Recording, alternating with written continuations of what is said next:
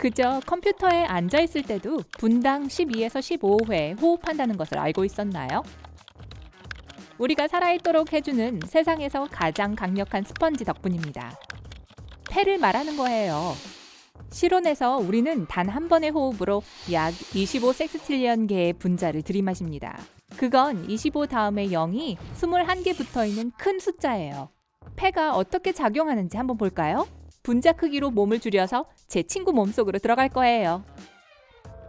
점심 먹고 난 직후에는 하지 말라고 말해주세요. 준비 완료!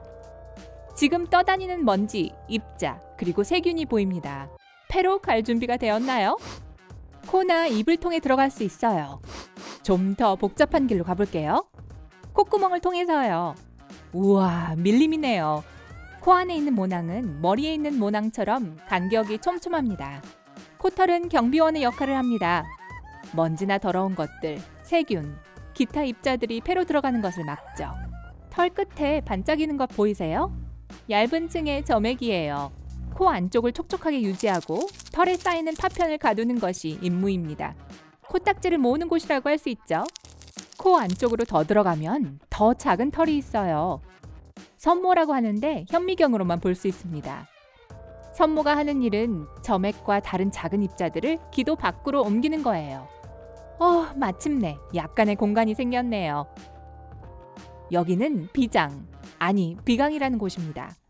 비강의 임무는 공기가 폐에 도달하기 전에 수분을 공급하고 따뜻하게 하고 여과하는 거예요. 여기 양쪽으로 비갑계라고 하는 것이 3개 있습니다. 마치 핫도그처럼 생겼는데요. 역시 우리가 숨쉬는 공기를 따뜻하게 하고 가습하고 입자를 여과합니다. 이 사이를 비집고 더 깊이 들어갈게요. 이 아래로 내려가는 미끄럼틀이 목, 즉 인두입니다. 후두로 이동할게요. 반대 방향으로 가는 다른 미끄럼틀이 보이세요? 그건 음식이 이동하는 식도입니다. 후두 윗부분에는 입 모양의 뚜껑이 있는데요. 후두 덮개입니다. 음식을 삼킬 때마다 닫혀서 음식이 폐로 들어가는 것을 막습니다. 저기 삼각형 모양의 구멍이 보이세요? 바로 성대입니다. 우리가 말을 할 때마다 진동하고 다른 강도의 양의 공기가 통과하도록 해주죠. 이제 기관으로 향하고 있어요. 2개의 골프티를 겹쳐놓은 것만큼 길지만 지름은 100원짜리 동전의 4분의 1만큼 밖에 되지 않습니다. 터널처럼 보이는 울퉁불퉁한 고리는 연골로 만들어졌습니다. 기관을 받쳐주는 신축성 있는 조직이죠. 아무튼 사실 여러분이 숨을 들이쉴 때 기관은 풍선처럼 길어지고 넓어집니다. 숨을 내쉬면 다시 보통 크기로 돌아갑니다. 이제 기관은 2개의 작은 튜브, 즉 기관지로 나뉩니다. 기관지 하나는 오른쪽으로 가고 다른 하나는 왼쪽으로 갑니다.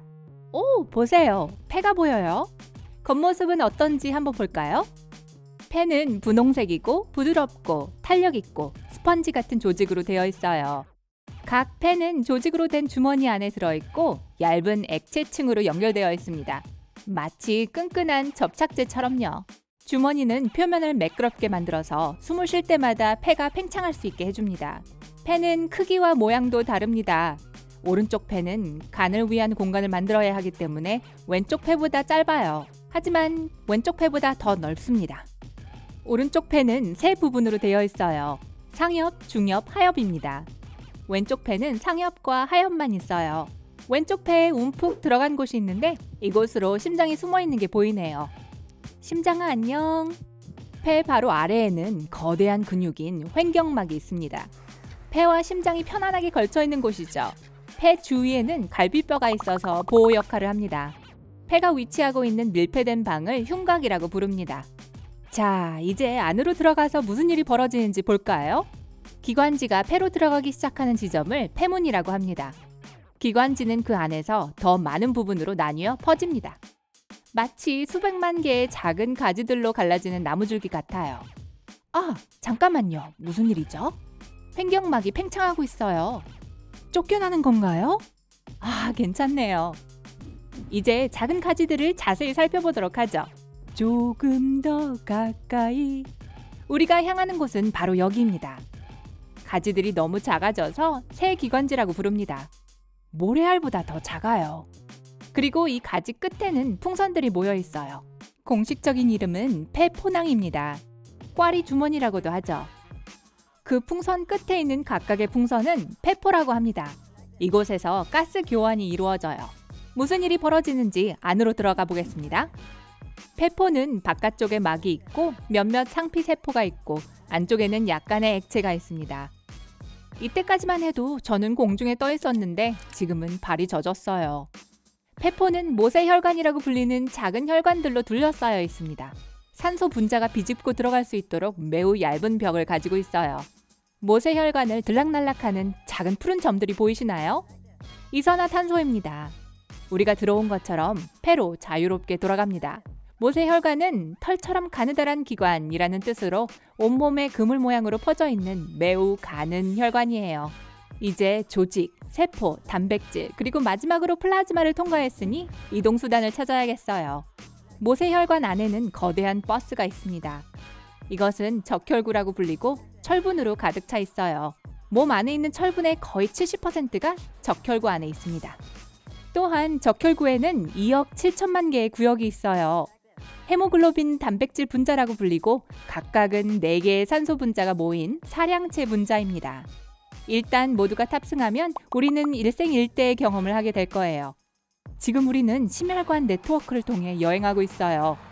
신체의 모든 세포에 도달하는 거대한 혈관의 집합체입니다. 모든 혈관을 처음부터 끝까지 일직선으로 정렬할 수 있다면 지구를 2번 이상 돌 수 있을 거예요. 저 강력한 펌프질 소리 들리세요? 그게 바로 심장이에요. 산소를 몸 전체와 필요한 곳으로 보내주는 엔진이죠. 하지만 필요한 산소를 폐에서 모두 얻는 것은 아닙니다. 피부 세포의 위층과 눈 앞 표면의 세포는 대부분의 산소를 공기로부터 얻습니다. 이제 우리는 심장으로 가서 신체에서 가장 큰 동맥으로 이동합니다. 대동맥이라고 불리는데 마치 거대한 뿌리가 몸 전체로 퍼져 작은 뿌리들을 이루는 것과 같아요. 그러고 나면 산소는 가장 작은 동맥으로 가고 근육으로 이동합니다. 우리가 내릴 곳이에요. 버스는 우리가 좌석에서 내려서 근육세포로 향하도록 해줍니다. 자, 이제부턴 뭘 하죠? 또 다른 영상에서 만나요. 그럼 안녕! 오늘 새로운 것을 배웠다면 이 영상에 좋아요를 주고 친구와 공유하세요. 여기 여러분이 좋아할 만한 다른 멋진 비디오들이 있습니다. 왼쪽 또는 오른쪽을 선택하고 삶의 밝은 면에 머무르세요.